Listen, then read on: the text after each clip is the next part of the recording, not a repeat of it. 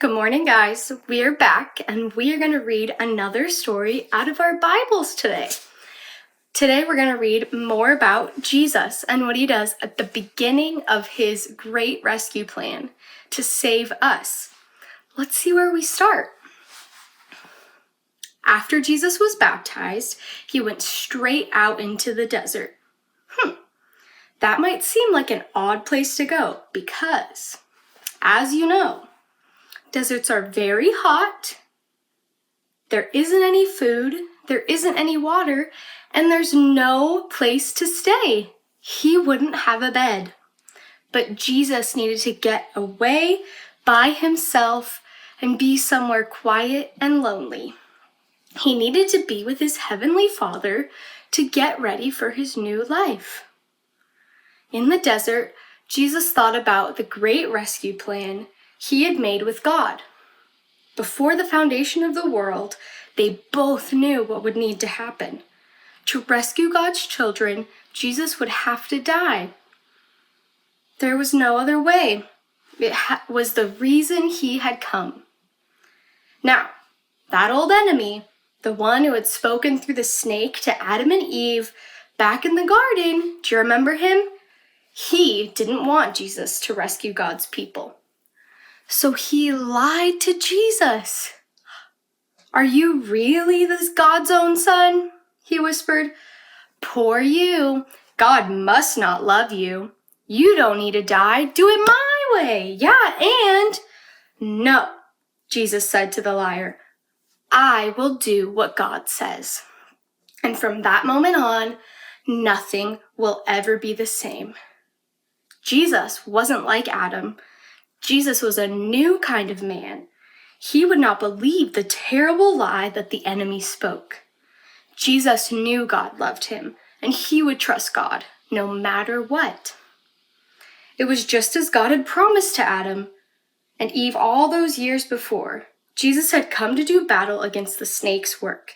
He would get rid of the sin and the darkness and the tears, and he would suffer, but he would win.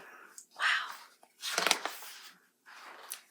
Jesus left the desert and set about the great rescue.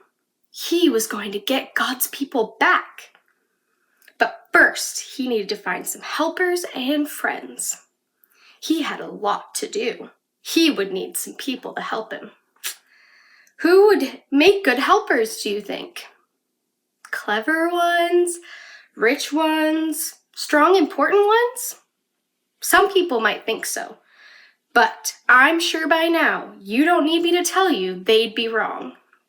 Because the people God uses don't have to know a lot of things or have a lot of things. They just have to need him a whole lot. One day, Jesus was walking by the Sea of Galilee when he saw some brothers and friends mending their nets.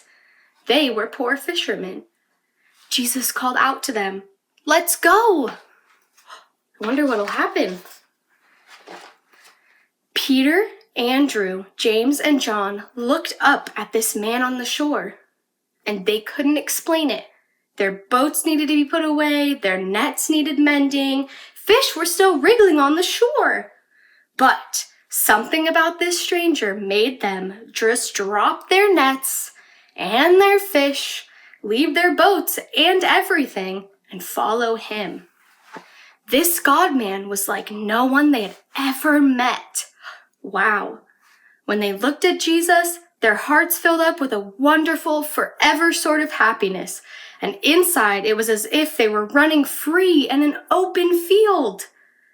Jesus asked 12 men to be his helpers: Peter, Andrew, James and John, Matthew, Philip, Bartholomew, Thomas, another James, Simon, Thaddeus, and Judas. Meeting Jesus would change all of them forever. Wow, that was a really cool story. Can't believe Jesus was tempted in the desert by the snake like we get tempted sometimes. And it's so cool that Jesus picks people like us to do great things. I wonder what kind of cool things he wants us to do. I wonder what'll help us get done.